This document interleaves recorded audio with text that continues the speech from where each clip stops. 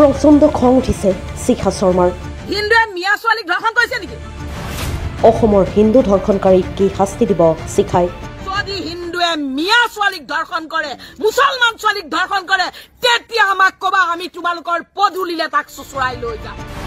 কোন মিয়াই শিখা শৰ্মাৰ মৰিয়াই হাত ভাঙিছিল?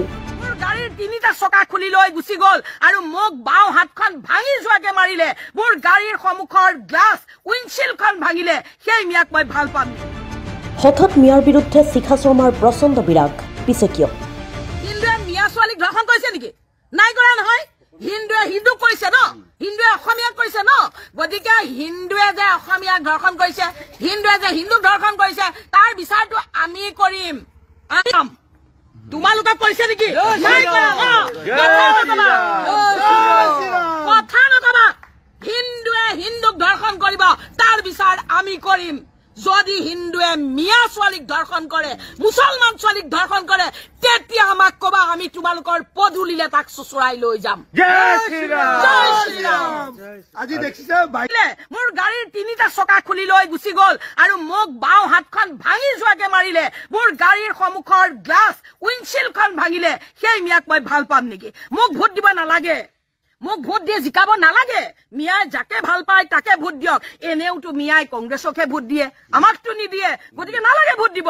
কমচে কম শিখা শৰ্মাক অত্যাচাৰ কৰিব নালাগিছিল। সেইকাৰণেই মই মিয়াৰ বিৰোধ কৰো। কাৰণ মিয়া সাম্প্ৰদায়িক। আমি হিন্দু মানুহবিলাক সাম্প্ৰদায়িক নহয়, আমি ধৰ্ম নিৰপেক্ষ, কিন্তু মিয়া সাম্প্ৰদায়িক। আৰু এই সাম্প্ৰদায়িকতা যদি কৰিবলৈ হয়, আমিও হাজাৰবাৰ কম, আমিও সাম্প্ৰদায়িক। জয় শ্ৰীৰাম, জয় শ্ৰীৰাম, ভাৰত মাতা কি জয়। মিয়ানী বুলি মাতিলে ভালপোৱা শিখা শৰ্মাই হঠাৎ কিয় ল'লে এই ৰূপ? বংগমূলীয় মুছলমান অঞ্চলৰ প্ৰায় প্ৰতিখন সভা সমিতি, মেলা, সাংস্কৃতিক অনুষ্ঠান আদিৰ মুখ্য অতিথি শিখা শৰ্মা। বলিষ্ঠ ভাষণেৰে শাসক পক্ষৰ সমালোচনা। বাহ, কি সুন্দৰ অভিনয় তেওঁৰ নাটক কোনেও বুজিবই নোৱাৰিলে। মিয়াই তেওঁৰ প্ৰশংসাত পঞ্চমুখ। তেওঁক কেনেকৈ সমাদৰ কৰিব, কি খুৱাব, তাতে ব্যস্ত হৈ পৰিছিল। একালত ৰমজানৰ ৰোজা ৰাখিছিল। মুছলমানৰ হৈ ওকালতি কৰিছিল। চৰকাৰক ক্ষুৰধাৰ সমালোচনা কৰিছিল। চৰকাৰৰ বিৰুদ্ধে বিৰূপ মন্তব্য কৰি দুবাৰকৈ জেলৰ ভাতো খাবলগীয়া হৈছিল এইগৰাকী শিখা শৰ্মাই। মুছলমানৰ হৈ দীঘলীয়া পোষ্ট লিখিছিল ফেচবুকত। এই শিখা শৰ্মাই এতিয়া মুছলমানক অত্যন্ত বেয়া পায়। এতিয়া মিয়াৰ নাম শুনিলেই গাৰ পিৰপিৰণি উঠে শিখা শৰ্মাৰ। বহুজনে লোকসভা নিৰ্বাচনত শোচনীয়ভাৱে পৰাজিত হৈ নামমাত্ৰ হৈ মিয়াৰ বিৰুদ্ধে বিৰাগ আহিছিল বুলি ক'ব খোজে।